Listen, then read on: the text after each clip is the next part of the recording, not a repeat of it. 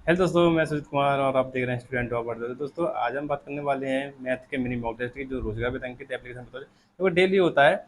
एक दिन आपका कंप्यूटर का आता है और एक कंप्यूटर और जीएस का आता है, और एक दिन आपके मैथ और रीजनिंग के आते हैं। तो जो मैथ का हुआ था, मैथ और रीजनिंग का, वो 7 सितंबर को हुआ है। तो आज हम उसकी बात करने वाले हैं। इसमें सबसे पहले तो हम बात कर लेते हैं कि मैथ में मतलब स्कोर कैसे बढ़ाएं, मॉक टेस्ट देने का सही तरीका क्या है, इसके ऊपर हम बात करेंगे।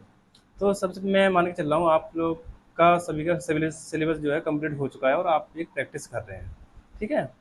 तो जब आप मॉक टेस्ट लगाते हैं तो ज़्यादातर स्टूडेंट के 10 8 9 10 के समथिंग क्वेश्चन सही हो पाते हैं, ज़्यादातर स्टूडेंट के। ठीक है।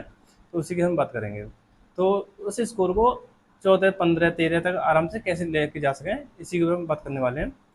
तो मैं आपको बताऊं, जैसे कि आपने मॉक टेस्ट दिया, ठीक है। मॉक टेस्ट देने के बाद में आप एक चीज़ देखिए, अपनी कमियों को पहचानिए। कमियों को कैसे पहचानेंगे, मैं उसकी बताऊंगा आपको।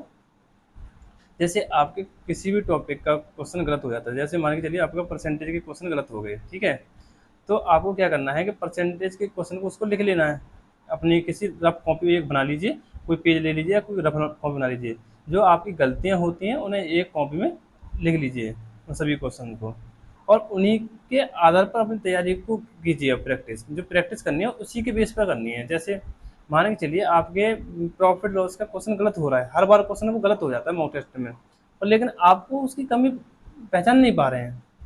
तो आप करना क्या है कि प्रॉफिट लॉस का जो क्वेश्चन गलत हो रहा है ना, प्रॉफिट लॉस को ही एक बार अच्छे से पढ़ लीजिए।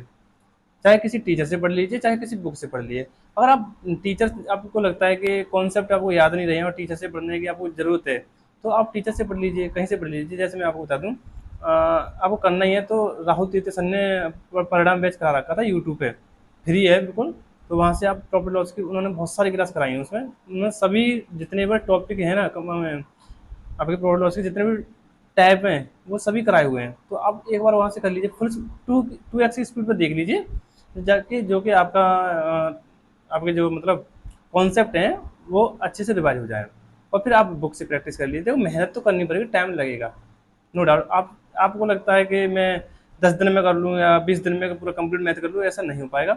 आपको मेहनत करनी पड़ेगी। और मैथ में बताऊँ आपको 2 ढाई घंटे आराम से मैथ तो देने देने पर डेली। ठीक है, एक तो आपका ये हो गया।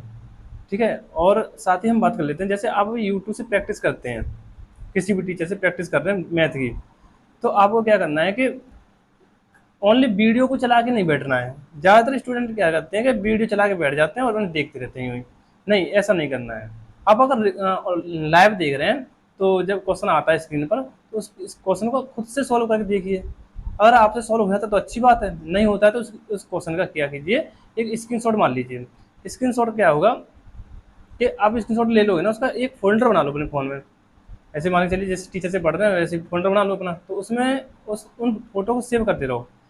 सेव करते रहने से कुछ नहीं होगा, आपको वो क्वेश्चन जो है आप 2 दिन में 3 दिन बाद रिवाइज करने हैं उसी टाइप पर। ठीक है। जिससे कि आपकी जो कमियाँ चल रही हैं उन पे अच्छे से सुधार हो सके। तो आपको ये करना है, हमेशा कॉपी या पेज रफ लेके ज़रूर बैठना है क्लास में जब आप कर रहे हैं। तो जभी आपका मतलब मैथ में स्कोर बढ़ पाएगा। ये नहीं कि क्लास चल गई और आप देख रही हो, नहीं ऐसे नहीं, ऐसे कभी स्कोर नहीं बढ़ेगा। आपको खुद से सॉल्व करने पड़ेंगे। और प्रैक्टिस की मैं बात करूँ, आपको डेली मैथ की प्रैक्टिस जो करनी है, लगभग 50 से 60 क्वेश्चन पर डेली प्रैक्टिस करनी है। इतनी तो करनी है, क्योंकि 50 से 60 क्वेश्चन में प्रैक्टिस करोगे तो क्या होगा कि आपके कॉन्सेप्ट तो रिवाइज होंगे होंगे, और साथ ही आपकी जो स्पीड है ना वो बढ़ेगी। सबसे मेन कारण इसमें स्पीड का है। जैसा कि मैं आपको आज बताता हूँ स्पीड के लिए। मेरे 15 क्वेश्चन थे, 25 मिनट थी 15 क्वेश्चन करने के लिए इसमें मैथ में। ठीक है। तो इसमें मेरे 13 क्वेश्चन ठीक हैं और एक क्वेश्चन गलत हो गया है। तो गलत हुआ है क्यों, वो मैं आपको बता दूंगा क्यों गलत। वो मेरी कमी से गलत हुआ, मैंने ध्यान नहीं दिया उस चीज़ का और मैंने गलत कर दिया वो क्वेश्चन। गलत जो हुआ, अब सुन लीजिए गलत क्या हुआ है।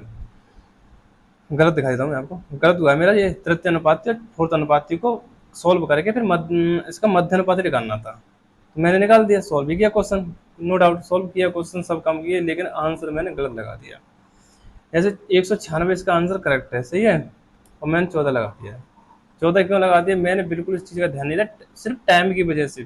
मेंटल प्रेशर इतना था कि टाइम की वजह से। और ये क्वेश्चन था लास्ट में, 13वें नंबर का क्वेश्चन था ये, शुरू से मैं करता आ रहा हूँ। शुरू में आपने देखा होगा कि इसमें क्वेश्चन जो थे शुरू के, वो लेंदी थे, टाइम टेकिंग वाले क्वेश्चन थे और मैंने इस चीज़ का ध्यान नहीं दिया। मैं पीछे जाके देख लूँ पीछे कोई इजी क्वेश्चन तो नहीं है। अगर होता क्या है कि देखो इजी इजी क्वेश्चन को आप पहले कर लीजिए, जो अच्छे लेवल के क्वेश्चन होते हैं ना उन्हें छोड़ते जाइए, स्किप करते जाइए। 2-3 सेकंड में आपके दिमाग में ये आइडिया आ जाना चाहिए कि ये क्वेश्चन टाइम लेगा, तो आप तुरंत स्किप कर दीजिए उसे, आगे चलिए। जैसे 6-7 क्वेश्चन 8 क्वेश्चन ऐसे होंगे जो आप आराम से बहुत कम समय में बना लोगे उन्हें। और जो बच्चे बच्चे जाते हैं क्वेश्चन जो टाइम टेकिंग वाले होते हैं उन्हें आराम से कर लीजिए फिर, तो ज़्यादा मेंटल प्रेशर भी नहीं रहता है।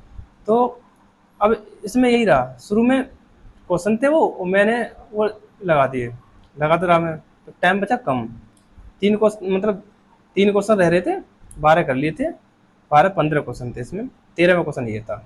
मेंटल प्रेशर के कारण ही ये क्वेश्चन गलत हुआ, क्योंकि 196 14 का स्क्वायर होता है, आप सभी को पता है, और मैंने 14 टिक लगा दिया। मैंने उस चीज़ का ध्यान नहीं दिया था बिल्कुल। तो ये मेरी मिस्टेक है, कोई नहीं, मेरी कमी से गलत हुआ है, ना कि ये उसे। अब मैं बात कर लूँ, मैंने छोड़ दिया क्वेश्चन वो, मैंने छोड़ा क्या क्यों है ये, इसका कारण बता देता हूँ। ये मैं इसके पास पर पहुँच नहीं पाया, मेरा टाइम आउट हो गया, मैं 14वें क्वेश्चन पे मेरा ये जो मॉक टेस्ट था वो बंद हो गया था।